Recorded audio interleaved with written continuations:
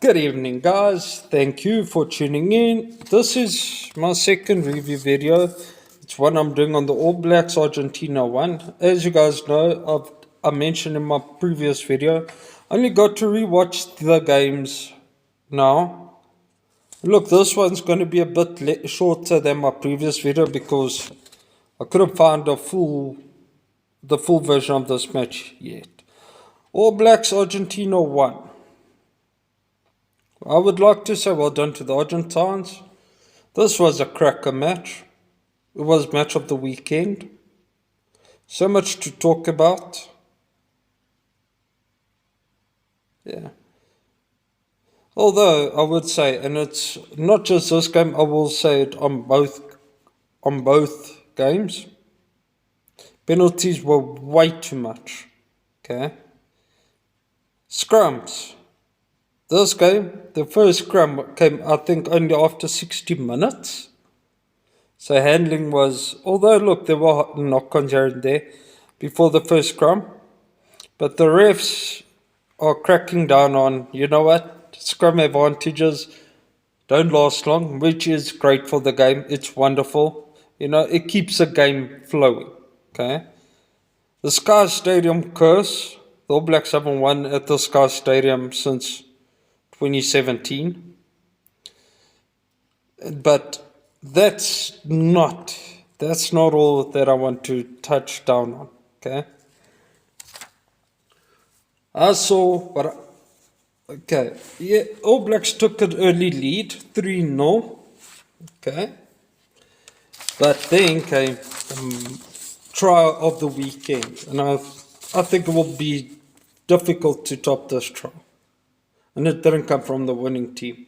Sam Darry's try on debut. Literally.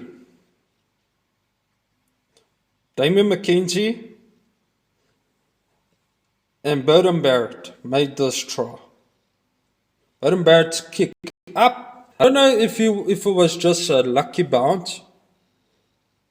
But Mark Talea looked like he was going to score. The ball went over Talea.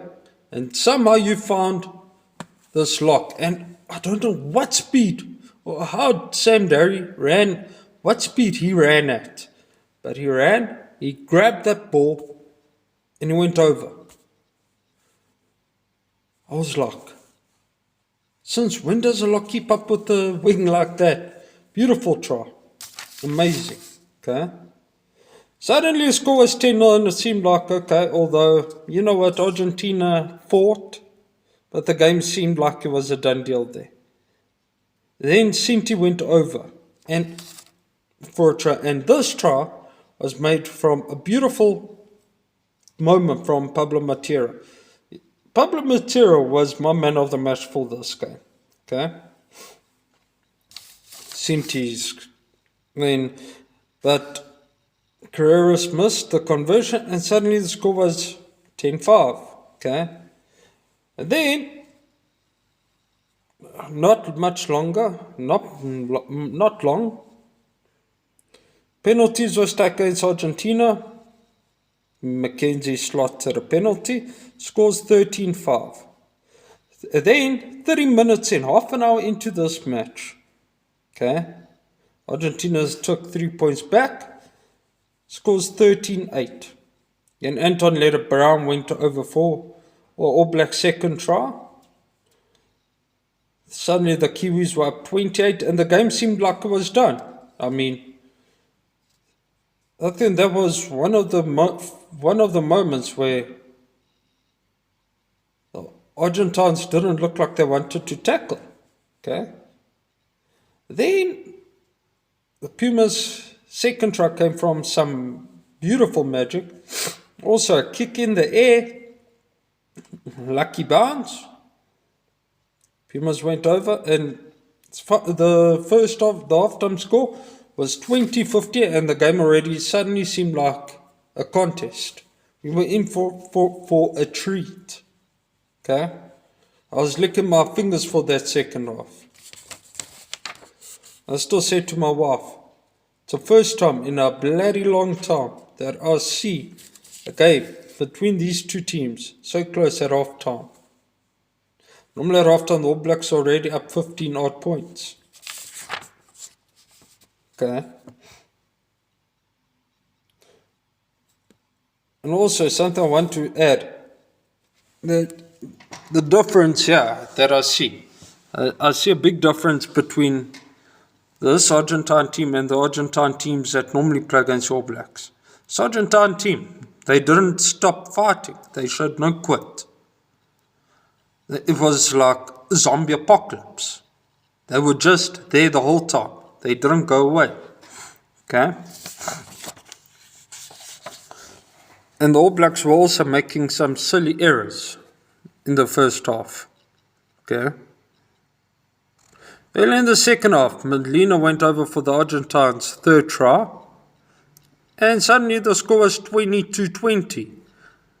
And you had the Argentine fight back that was successful. And then Damian McKenzie took 3 points and put the All Blacks back in front with 23-22. Then the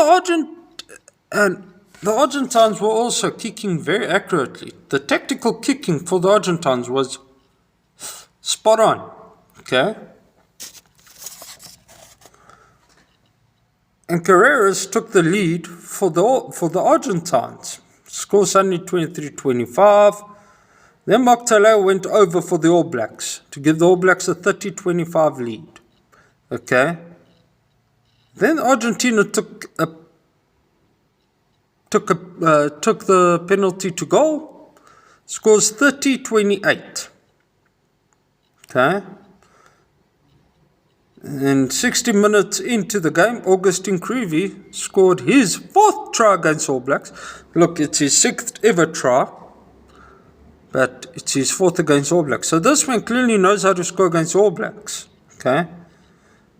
And it's converted by Carreras. Score is 30-35.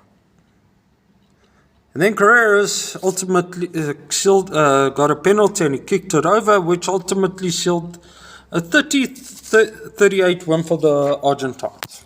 Okay. Match of the weekend. Honestly. Okay. People can read more into this match than what you can into the Aussie Springbok game, because actually both these teams showed up. You could see both these teams actually came in and played. There was belief in both sides. There was never back down. Character. Yeah, I mean, the first scrum only came in after 60 minutes. No one wanted to scrum here. The game was lively. And despite penalties stacking up, like penalty. Okay, you can't really badmouth the Kiwis of here, because you know what both teams actually played. You could see improvements from the Argentines. Okay, you could also see that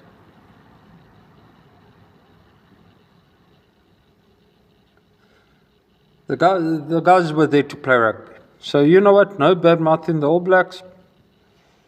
Beautiful game. Okay.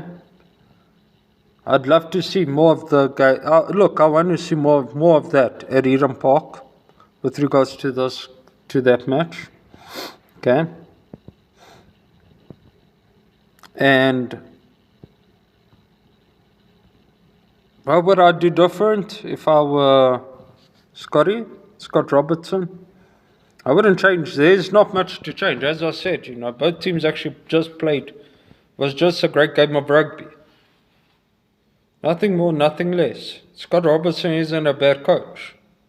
Yeah, look, people were saying, hey, you don't want to lose your first rugby championship game, particularly against Argentines. But the Argentines came out and played. This is not the rugby I'm used to seeing them play. A lot has changed. It's like the Springboks, evolving. And on the All Black side, as I said, there's not much to change. Look, the All Blacks are in a new era. Okay, building. But look, there isn't much for them to rebuild on. Okay, but there's also changes that have to be made. Remember, despite Ian Foster getting the All Blacks into a World Cup final, Ian Foster didn't have a particularly successful run as All Black coach, although he won 4 rugby championships. He got the All Blacks into a World Cup final. There are still things that they need to change. There are things that didn't work for the All Blacks. So Scotty's also implementing his own way there. So you can't really attribute that loss to coaching. Look, there are changes, but I believe that he sees it. Scott Robertson's not an idiot. He won 7 Super Rugby championships.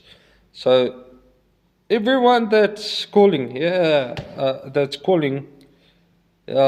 Scott Robertson is a cuck coach, no. Scott Robertson has his own ideas.